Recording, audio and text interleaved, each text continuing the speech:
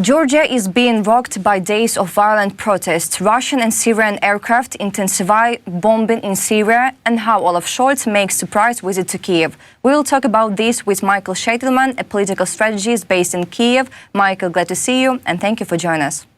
Very nice to see you. Good evening. Michael, German Chancellor Olaf Scholz has arrived in Kyiv on Monday, the 2nd December, for an unannounced visit. The last time Scholz visited Kyiv was in June 2022, along with French President Emmanuel Macron and the then Italian Prime Minister Mario Draghi. Can we suppose that the purpose of German Chancellor Olaf Scholz's trip to Kyiv is to ask Ukrainian President Volodymyr Zelensky for his position on peace talks? How do you think? We could have better hopes, because 2 years ago, Mr. Scholz visited Kyiv with his colleagues from France, Italy and Romania to ask Ukraine to join the European Union. So maybe this time it is to ask Ukraine to join NATO, but probably not. But this is our wishful thinking. But the reality, yes, that it will be the last peace process effort from German consular side. I mean, last before the election in Germany, because they have an election in mid-February.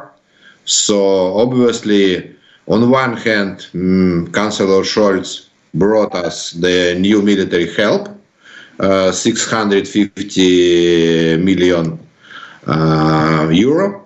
And on the other hand, yeah, sure, he wants to check options of peace process from Ukrainian side.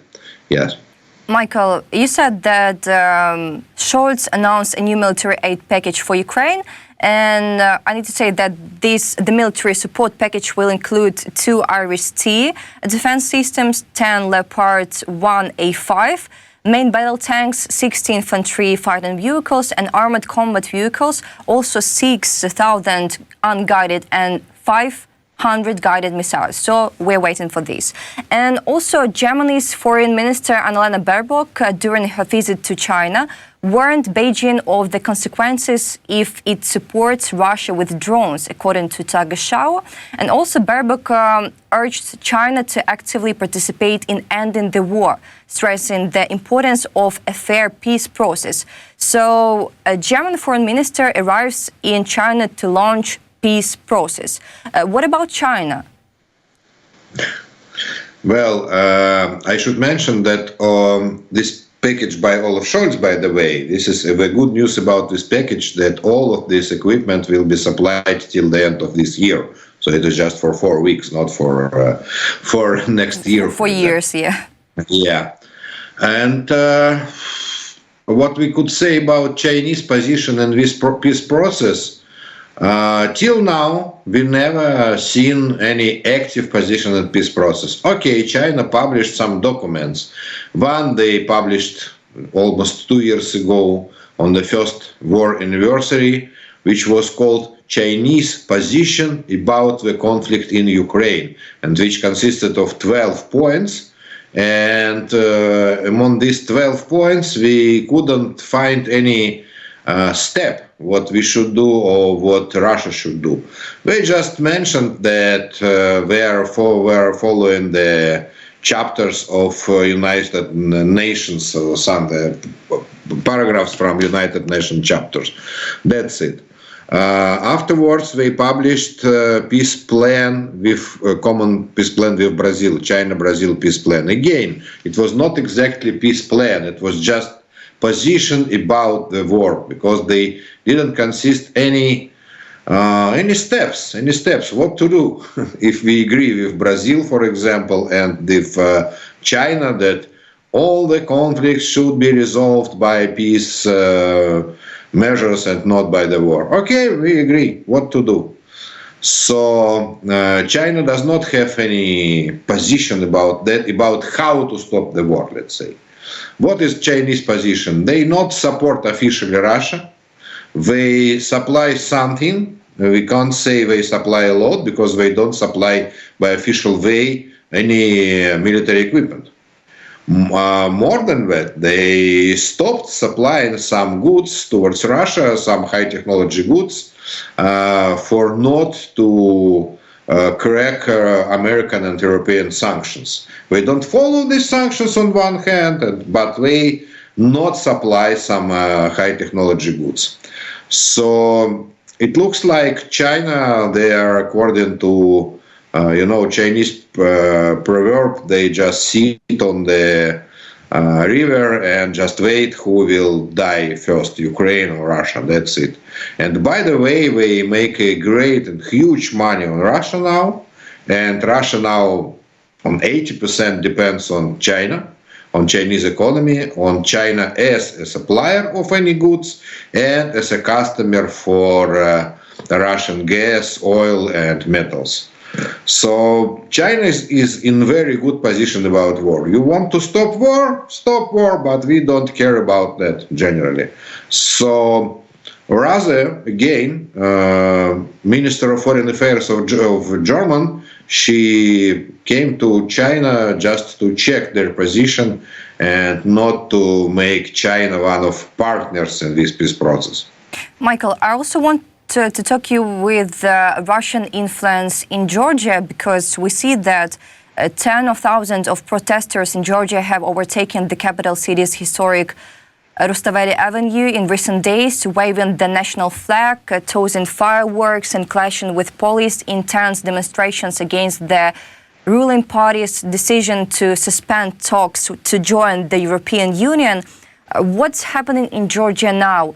In general, we understand that joining the European Union would mean security assurances for Georgia through the bloc's defense pact, which essentially stipulates that an attack against one European member state is an attack against all member states. This is particularly appealing among the Georgian public in light of Russia's war on Ukraine and lingering memories of violent clashes with the Russian military. What do you think? The promise of the ruling party, Georgian Dream, in Georgia was that they will bring Georgia to European Union till 2030. It was their pre-election promise. And now suddenly, 4 days ago, acting prime minister from Georgian Dream, don't remember his name, so I'm sorry, but he suddenly said that they stop the negotiation with European Union, we freeze that till 2028. And this claim by Prime Minister Irakli Kobakidze, Mr. Irakli Kobakidze, is absolutely opposite to pre-election promises of Georgian Dream Party. Before that, European Union on Friday or Thursday it was, claimed that last elections, which they about a month ago, they were faked by Georgian managing ruling party Georgian Dream. And most of public in Georgia, they think the same, that the election were stolen. In fact, Georgian Dream, they collected about 40% of votes, of people votes. It was in exit poll. We saw that in exit poll. But they proclaimed that they got 55% and opposition 40%. Now, this conflict continued all of these last months, but it has a new impulse and new push after this claim by Prime Minister that we are freezing negotiation with European Union. Why? Because 86% of Georgian people, they want to join European Union. So obviously, this decision was against the will of the nation. So this is the reason why this protest, they not only started, but they don't stop. And they don't stop despite all the arrests. Last night, the authorities arrested more than 200 people in Rustaveli Street or Avenue. and in the center of Tbilisi. So obviously it is very serious conflict between the will of nation, of Georgian nation, and the plan of ruling party Georgian Dream. Michael, also we see that Latvia, Lithuania and Estonia will impose restrictive measures on the Georgian leadership over the violence suppression of protests that erupted in the country amid the government's rejection of European integration. This was stated by Lithuanian Foreign Minister Gabrielius Landsbergis. How much does this affect and what does it affect in general? How do you think? It will not affect anything from practical point of view, but this is like symbolic act. I remember then Lithuania proclaimed their independence from Soviet Union, in 1990 or 1991. So only one state in the European Union recognized Lithuania as independent country, and it was Iceland. And island flags, they were all around Vilnius, the Lithuanian capital city. I remember in the moment of revolution against Soviet military troops.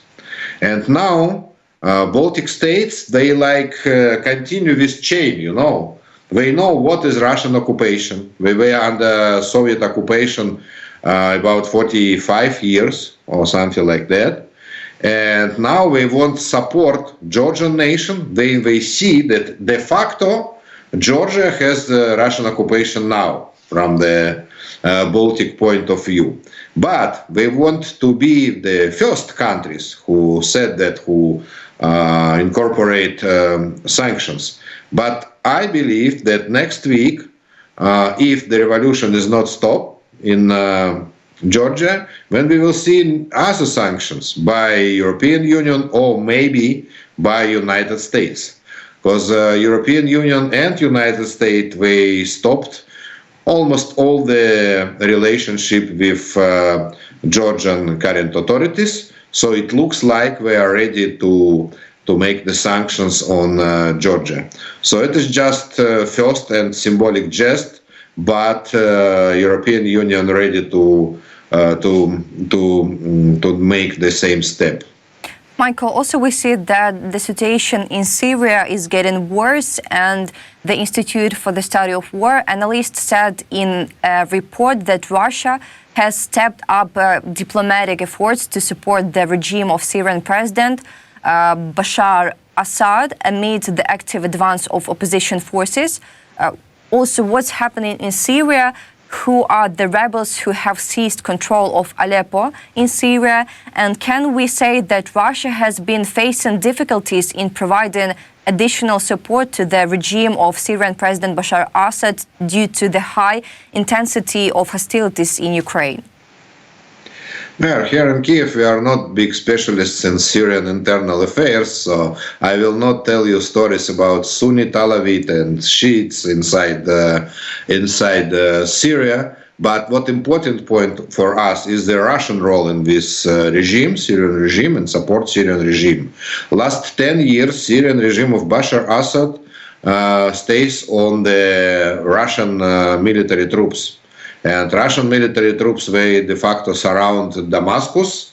And also, it was 8 or 9 years ago, they captured Aleppo city. Aleppo city was controlled by these rebels, by these, I don't know, some rebels, let's say the opposition to Bashar Assad. But Russia used very heavy force. They de facto they ruined Aleppo, like they ruined now cities on Donbass in Ukraine. So the same way, by artillery and by aviation, with bombing, they ruined Aleppo and part of other cities, for example, Palmyra. And Aleppo is the biggest city in Syria, more than 2 million people. And by this way, Syrian official Bashar Assad forces and Russian army, they captured Aleppo in 2016, 2017. But it took then 2 years for Russian army. Now it took 2 days to opposition to retake control on Aleppo and other cities in the region. And it looks like they are moving forward to Damascus. And the main reason why today it was possible for opposition is that Russians withdrew their troops from Syria de facto. They didn't report that officially, but in fact they almost don't have any forces in Syria on the military basis of Russian military bases. All the military forces of Russia, they went to from Damascus, to Donbas region of Ukraine, to Ukrainian war. And this is the reason why opposition so quickly and successfully moves forward to retake also Damascus, maybe. Today we had very interesting reports from Syria, and these reports were by intelligence service of Ukraine. And these reports, they say that Russian diplomats and Russian military officers, they leave Damascus now. And from Syrian opposition, we have video reports how they captured some Russian equipment, Russian military technique, and also Russian, I don't know, headquarters or something, because it looks like Russian headquarters with Russian flags, etc. And Russian pilots, they now bomb. They bombed not the opposition, but they own Russian military bases. They are empty, these military bases, and they bomb these military bases just to destroy the equipment and ammunition, Russian equipment and Russian ammunition, which they left after they left Aleppo and other cities. So today it looks like very big. I don't know, a very bad news for Mr. Putin, let's say, and it means very good news for Ukraine. Michael, I see a message that hundreds of Iran-backed Iraq militants crossed into Syria overnight to assist Bashar Assad's regime in combating rebels who have captured Aleppo. And Tehran has pledged the support for Damascus, Reuters reports. An Iranian foreign minister stated that Syria's army is capable of countering the rebels. But regarding Tehran-backed regional groups, he added that resistance groups will help and Iran will provide any support needed. What role will Iran play? Because we know the Russia-Iran relations. Also, we see these Russia-Iran relations in Ukraine, because we see Shahed drones all the time, and not only Shahed drones. So, your opinion? The funny fact about Syrian war now today is that Bashar Assad, he asked help from two sides, from Iran and from Israel. He is the enemy of Israel, but yes, just now in one of Israel internet sites, I read that with a source in Saudi Arabia, they reported that Bashar Assad, in some diplomatic channels, he asked Israel to send forces, or to help with ammunition. But obviously Israel will reject that ask. But Iran, they're very interested in Syria. This is the only place to support Hezbollah. Hezbollah formerly located in Lebanon, in South Lebanon, but in fact Hezbollah also located in Syria, and Hezbollah controls Damascus airport, and this is the only airport through which Iran can supply Hezbollah with weapons. So they are very interested in Assad regime in Syria. But it is very difficult to Iran to participate openly in this process, because Israel, they also, I believe that Israel people, they interested in Russian defeat in Syria. After long years, then Russia did the problems to Israel aviation in the Syrian sky, for example. So Israel Air Force, they can also take the part in this conflict, not to help opposition, but at least to stop Iran for moving towards Syria, because what Israel not interested is in Iranian forces and Iranian ammunition inside Syria. Michael, also, I see that Russian President Vladimir Putin has approved a record-breaking defense budget, also setting aside a staggering third of the government's total spending at the war in Ukraine, drains resources from both sides nearly 3 years on. This fact can boost military growth, Russian growth, and how it can affect on Ukraine. Let's start from the good news. The good news that the Russian budget, from a mathematician point of view, has only 100% in total. Yeah, and last year, 33% of Russian budget went to the war, and now it is about 50%. Okay, officially it is 45% of Russian budget went to the war, and by the new law, which was signed last Sunday by Mr. Putin, and we have also some classified points, classified figures in this budget, and so combined it is more than 50% of Russian budget will go to the war next year.